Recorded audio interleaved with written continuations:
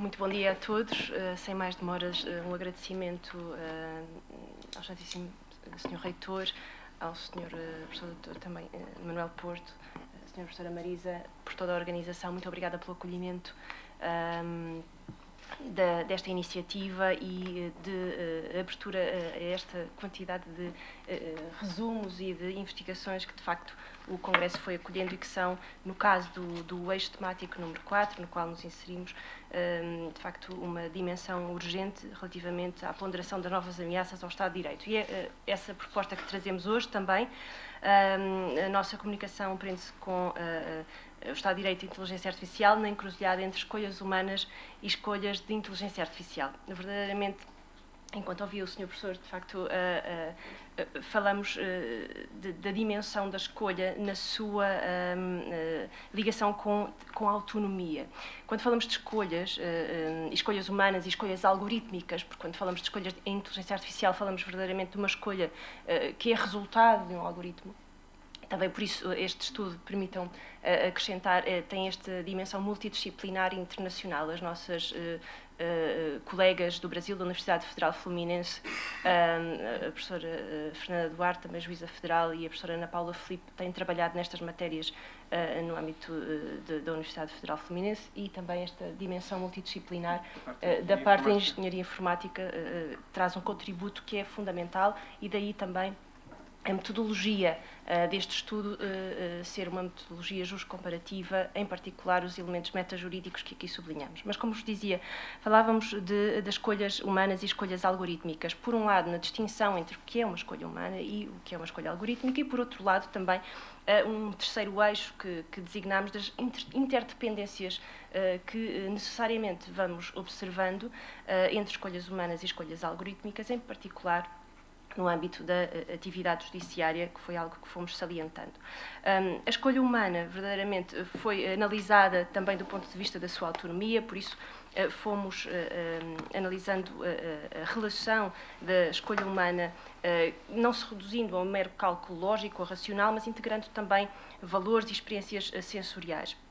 A autonomia, com esta ligação ao conceito de liberdade também, e, de facto, a autonomia trasladada para o universo jurídico apresenta-se como um princípio decorrente da dignidade da pessoa humana, e verificamos isso, por exemplo, em alguns domínios do direito civil, por exemplo, a autonomia da vontade, no âmbito das relações contratuais, e também da bioética. Vejam, por exemplo, autonomia com uma dimensão fundamental ligada à dignidade da pessoa humana. Mas, bom, acabamos por fazer um maior desenvolvimento desta dimensão ao estudo da autonomia no âmbito da neurociência, e aqui com contributos de António Damasio e Mariano Sigmund também, e percebendo que, de facto, quando escolhemos enquanto seres humanos, a nossa escolha é resultado de um processo racional, mas de um processo que acontece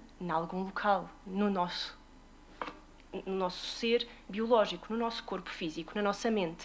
E por isso mesmo é importante pensarmos que a nossa mente e os dispositivos da consciência e dos sentimentos são fundamentais no processo de decisão, no processo de escolha humana. Falamos por isso dos sentimentos homeostáticos. Perguntar-me, bom, mas estamos a falar de homeostasia. Portanto, este processo de manutenção dos parâmetros fisiológicos de um organismo vivo para o seu funcionamento ótimo, conducente no essencial à sua sobrevivência. Por isso, quando escolhemos o que sentimos, tem algo que dizer nessa escolha. Quando escolhemos, seres humanos, essa escolha humana.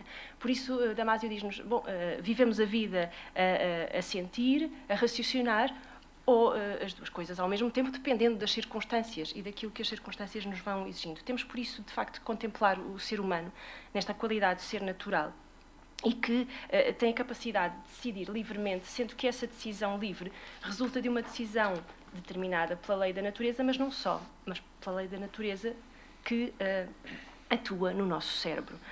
Bom, perguntar-me, mas qual é a relevância deste estudo da neurociência no âmbito das escolhas humanas para o âmbito do direito? Bom, verdadeiramente, as escolhas de inteligência artificial não contam com este substrato orgânico. São, por isso, diferentes, e é nesta distinção também que gostaríamos de sublinhar. Bom, verdadeiramente, as escolhas resultantes de um algoritmo são escolhas que a ciência da computação nos vai dizendo. Bom, são processos de entrada, input, com saída, output. São, de facto, racionais resultantes de um raciocínio matemático. Matemático e estatístico. Exatamente, matemático e estatístico, verdadeiramente.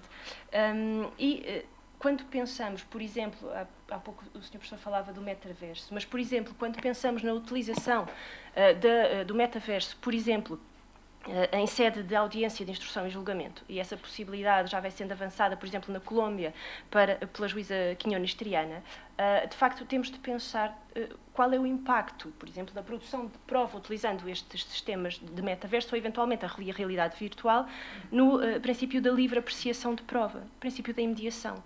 Será verdadeiramente livre?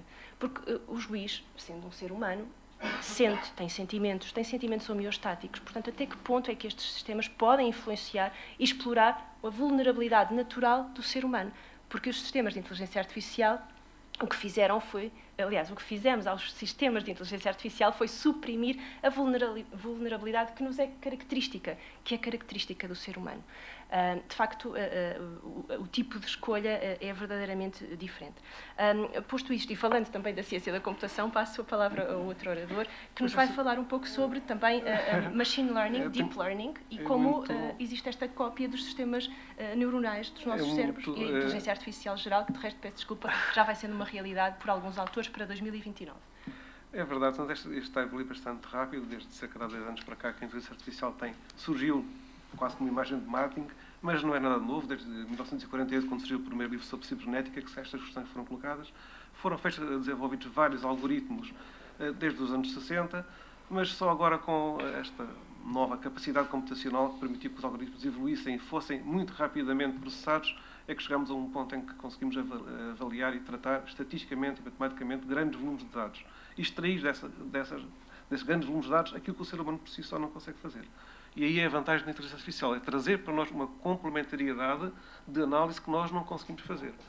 E isso é válido para qualquer situação, incluindo para a área jurídica, onde será possível enquadrar muitas leis e quando são os processos criminais, muitas 10.000 páginas, não é? Que o ser humano demoraria muito tempo e a inteligência artificial faz aquilo praticamente num segundo.